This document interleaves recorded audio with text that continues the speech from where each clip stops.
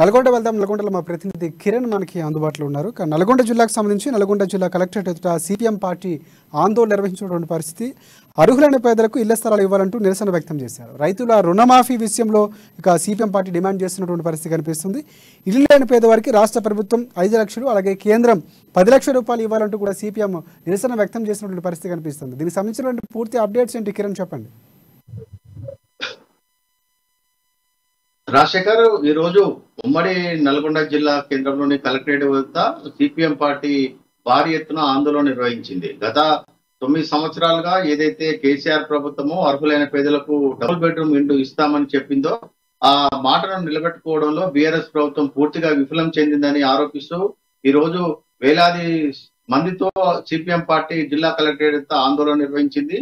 ఈ ఆందోళన కార్యక్రమంలో డబుల్ బెడ్రూమ్ ఇండ్లు ఇప్పటి వరకు ఇవ్వలేదని, ఇచ్చిన వాటిని కూడా సరైన సౌకర్యాలు లేవని, ఇంకా చాలా చోట్ల 30 లక్షల మంది ఎవరైతే డబుల్ బెడ్రూమ్ కోసం దరఖాస్తు చేసుకున్నారో కేవలము వేల సంఖ్యలోనే ఇప్పటి వరకు అధికారులు డబుల్ బెడ్రూమ్ కేటాయించి చేతులు దులుపుకున్నారని, ఇంకా పూర్తి కాని డబుల్ బెడ్రూమ్ ఉన్నాయని, వాటన్నిటికీ కనీస సౌకర్యాలు కల్పించి త్వరితగతిన మా అర్హులైన పేదలందరూ కూడా ఇవ్వాలని కూడా వాళ్ళందరూ డిమాండ్ చేశారు. ఈ యొక్క ఆందోళన కార్యక్రమంలో సిపిఎం మా నాయకులు మిర్యాల కూడా మాజీ ఎమ్మెల్యే జోలకండి రంగారెడ్డి కూడా ఈ యొక్క ఆందోళన కార్యక్రమంలో పాల్గొని అర్హులైన పేదలందరికీ కూడా బీఆర్ఎస్ ప్రభుత్వం వెంటనే డబుల్ బెడ్రూమ్ ఇల్లు కేటాయించాలని కోరారు. అదేవిధంగా కొద్ది రోజుల క్రితం ఏదైతే రాష్ట్ర ప్రభుత్వమో ఇంటి జాగా ఉన్న స్థలంలో ఎవరైతే పేదలు ఉన్నారో వారికి 5 లక్షలు ఇచ్చి ఇల్లు కట్టిస్తామని చెప్పిన నేపథ్యంలో ఆ పథకాన్ని కూడా వెంటనే అమలు చేయాలని, రాష్ట్ర ప్రభుత్వం 5 లక్షలు ఇచ్చినట్టయితే కేంద్ర ప్రభుత్వం కూడా మరో 10 లక్షలు కేటాయించి 15 లక్షలతో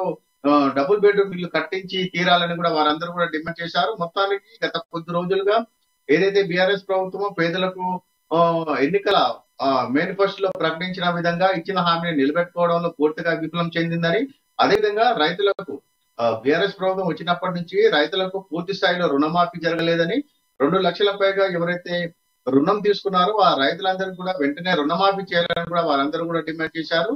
ఈ యొక్క ఆందోళన కార్యక్రమంలో పేద ఎవరైతే డబుల్ బెడ్రూమ్ ఇల్లు లేని పేద ప్రజలతో పాటు సిపిఎం కార్యకర్తలు కూడా అధిక సంఖ్యలో పాల్గొని నల్గొండ జిల్లా కలెక్టరేట్ ఆందోళన నిర్వహించినారు. మొత్తానికి గత కొద్ది రోజుల నుంచి కూడా సిపిఎం, సిపిఐ వామపక్షాలు ఏదైతే ఎలక్షన్లు వస్తున్న నేపథ్యంలో ప్రజల పక్షాన పోరాడుతూ ఉన్నాయి. గత కొద్ది రోజులుగా వారి యొక్క కనీస సౌకర్యాలు, వారి యొక్క సమస్యల పైన విస్తృతంగా పోరాడుతున్నాయి. అందులో భాగంగానే ఈ రోజు రాష్ట్ర వ్యాప్తంగా కూడా సిపిఎం పార్టీ ఇచ్చిన పిలుపు మేరకు అధిక సంఖ్యలో ఇక్కడికి ప్రజలు తరలి రావడం జరిగింది. ముఖ్యంగా సిపిఎం పార్టీ అయితే రానున్న 6 నెలల్లో ఎలక్షన్ వస్తున్న నేపథ్యంలో ఇప్పటికైనా బీఆర్ఎస్ ప్రభుత్వం 9 సంవత్సరాల క్రితం ఏదైతే మేనిఫెస్టోలో ప్రకటించిన విధంగానే అర్హులైన అందరికీ కూడా ఇళ్ల స్థలాలు కేటాయించాలని కూడా డిమాండ్ చేశారు. అదే విధంగా రైతులకు ఏదైతే సంవత్సరానికి 10,000 ఏదైతే రైతు బంధు పథకం ఇస్తున్నారో ఆ పథకంతో కాకుండా రైతులు తీసుకున్న బ్యాంకులో తీసుకునే రుణాలను పూర్తి స్థాయిలో మాఫీ చేయాలని కూడా వారందరూ కూడా డిమాండ్ చేయడం జరిగింది. రాష్ట్ర కిరణ్, ప్రధానంగా చూసుకుంటే ముందు నుంచి కూడా సిపిఎం పార్టీ ప్రజల తరపున పోరాడుతున్నటువంటి పార్టీగా చెప్పుకోవచ్చు. కానీ ఇక్కడ జరుగుతున్న ఇష్యూ చూసుకుంటే ప్రజల తరపున పోరాటంగా భావించవలసిన అవసరం ఉందంటారు, లేకపోతే రాజకీయంగా ఉనికిని చాకునే ప్రయత్నం ఉంది? ఎందుకంటే కాంగ్రెస్ పార్టీ కానీ మిగతా పార్టీతో కలిసేది లేదు, ఖచ్చితంగా బీఆర్ఎస్ పార్టీతో పొత్తు పెట్టుకునే ఉద్దేశంతో ఉన్నామని కూడా చెప్పినటువంటి పరిస్థితి, సాక్షాత్తు అధ్యక్షులు కూడా చెప్తున్నటువంటి పరిస్థితి కనిపిస్తుంది. అంటే ఈ నేపథ్యంలో ఈ ధర్నాలు అనేవి ఏ విధంగా చూడొచ్చు అంటారు, లేకపోతే కేవలం ప్రజల పక్షాన పోరాడేందుకు మాత్రమే బయటకు వచ్చారనుకోవచ్చు? అయితే వామపక్షాలు మొదటి నుంచి కూడా ఏదైతే పేదలు ఉన్నారో ఆ సమస్యల కోసం భూ పోరాటాలు కానీ, ఇల్లు లేని వారి కోసం ఇళ్ల స్థలాలు కేటాయించాలని, అర్హులైన అందరికీ కూడా ప్రభుత్వం అందించే సంక్షేమ పథకాలను కూడా అమలు చేయడం కూడా వారి పార్టీ సిద్ధాంతము. ఆ సిద్ధాంతం ప్రకారమే సిపిఐ, సిపిఎం వామపక్షాలు కూడా మొదటి నుంచి కూడా పోరాటం చేస్తున్నాయి. అయితే గత బీఆర్ఎస్ ప్రభుత్వం వచ్చినప్పటి నుంచి కూడా ఏదైతే ప్రభుత్వం అమలు చేసిన సంక్షేమ పథకాలు పూర్తి స్థాయిలో అమలు చేయడం లేదని గత కొద్ది రోజులుగా వారు కూడా ఆందోళన కార్యక్రమాలు నిర్వహిస్తున్నారు. మునుగోడు ఉప ఎన్నికల్లో ఏదైతే వామపక్షాలు బీఆర్ఎస్ తో పొత్తు పెట్టుకుని ఆ యొక్క మునుగోడు ఉప ఎన్నికల్లో బీఆర్ఎస్ పార్టీకి మద్దతు తెలపడం జరిగింది. ఆ తర్వాత అటు బీఆర్ఎస్ ప్రభుత్వం నుంచి కానీ, ముఖ్యమంత్రి కేసీఆర్ నుంచి కానీ వామపక్షాలకు ఎలాంటి పిలుపు లేకపోవడము, కనీసము ముఖ్యమంత్రి వారిని పిలిచి మాట్లాడిన సందర్భాలు లేకపోవడంతో వారు ఒక దశలో బీఆర్ఎస్ తో పొత్తు రానున్న రోజుల్లో ఉండబోదు, మేము కలిసి పనిచేయలేమనే సంకేతాలు ఇచ్చడం జరిగింది.